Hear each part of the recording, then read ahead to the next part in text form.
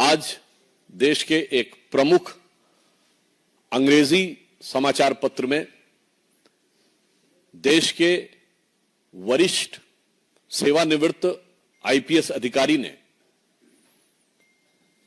एक आर्टिकल लिखा है जो उन्होंने वर्तमान समय में विश्व में सुरक्षा को लेकर हो रही गतिविधियों और भारत पर उसके पड़ने वाले प्रभाव की तरफ ध्यान आकृष्ट किया है।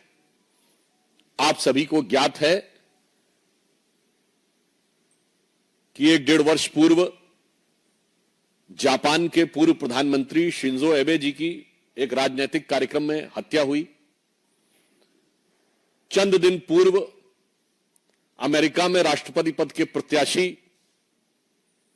डोनाल्ड ट्रंप के ऊपर हत्या का अटेम्प्ट हुआ जिसमें वो बाल बाल बचे। उनका कहना है कि इस प्रकार की प्रवृत्तियां जो हिंसा और हत्या को उकसाती हैं, ये कहीं न कहीं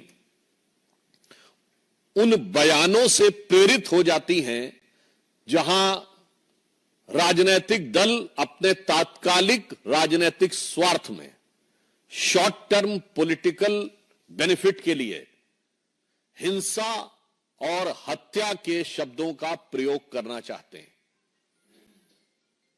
एक दुखद परंतु चिंताजनक बात यह है कि प्रधानमंत्री श्री नरेंद्र मोदी जी के विरुद्ध इस प्रकार के शब्दों का प्रयोग, और मैं साफ शब्दों में कहूंगा हिंसा के लिए उकसाने वाली भाषा निरंतर प्रयोग की जा रही है।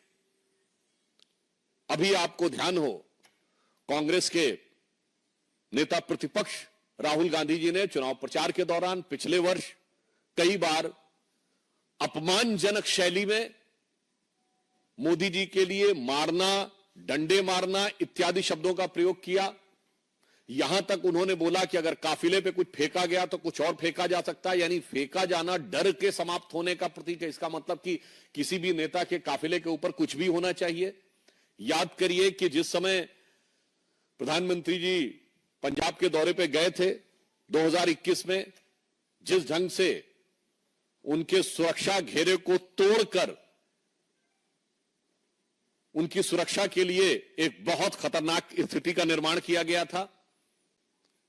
और इतना ही नहीं है, हम बहुत साफ शब्दों में कहना चाहेंगे कि मौत और हिंसा जैसे शब्दों का प्रयोग बयानों में नहीं होना चाहिए।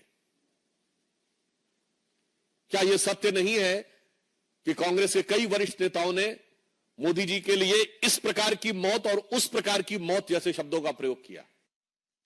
छुटभैये नेता नहीं थे, कांग्रेस के पूर्व केंद्रीय मंत्री जैसे लोग थे। क्या कब्र खुदेगी, मर जा जैसे शब्दों का प्रयोग किया गया, सर फोड़ देंगे ऐसे शब्दों का प्रयोग किया गया। और यह बात सिर्फ आज की नहीं है, यह विगत लंबे समय से चली आ रही है। मोदी जी के लिए जिन लोगों ने बोटी बोटी काटने जैसे शब्दों का प्रयोग किया, वो दूसरी पार्टी से लाकर आज कांग्रेस पार्टी के सांसद बन चुके हैं।